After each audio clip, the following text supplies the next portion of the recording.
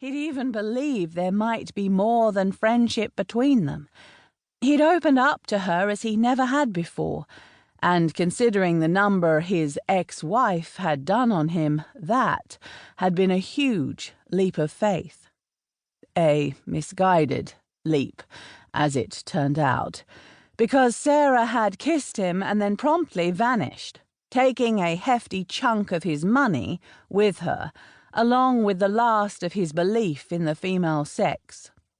He was an idiot. "Are you still with us?" his father asked, breaking into the memories. "Sorry."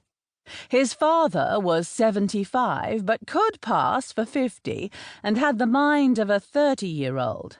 Only a heart attack 3 years ago had convinced him to hand over the reins to Nik.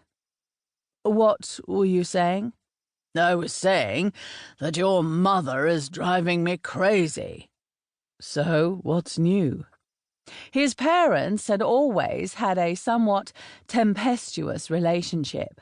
Nik had spent most of his childhood terrified they would split up and he'd be a statistic. But they'd stuck it out, probably because his mother was too worried about losing her social standing to walk away. He loved her dearly, but she'd never hidden her appreciation for the finer things in life. "This birthday is messing with her head. What the hell does it matter?" For a woman who believed she had gotten everything because of her looks, turning 50 must be a painful milestone. "It doesn't matter. Just tell her that." His gaze strayed back to the file. Sarah Daniels. An image flashed in his mind, small, slender, pale blonde hair, silky about her shoulders, and blue eyes that had stared up at him with wonder.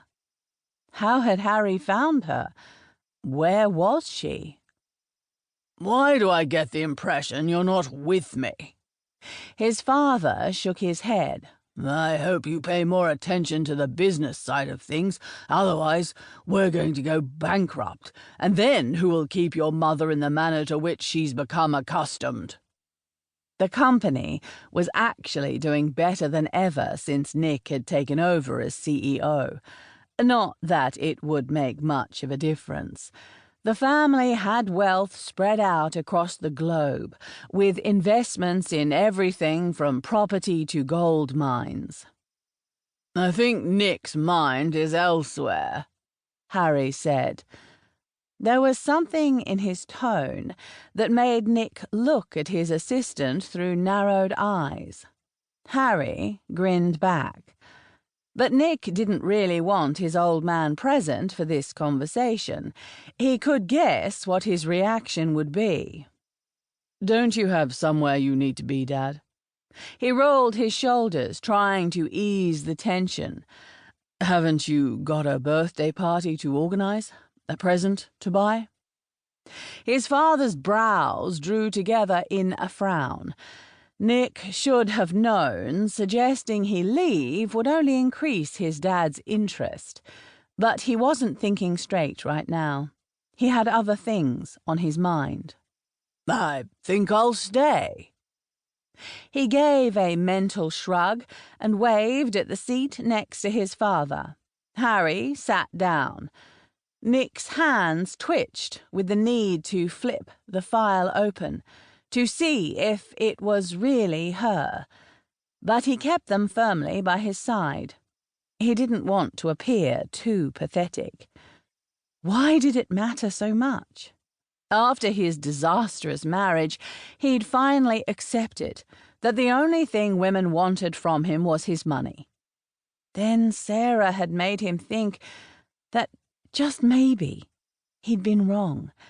That there were women out there who weren't gold diggers. Nice women, sweet women.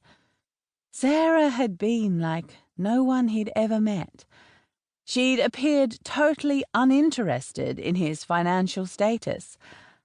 Right up to the moment she'd hacked into his financial systems, stolen his money, and run. And he needed to know why.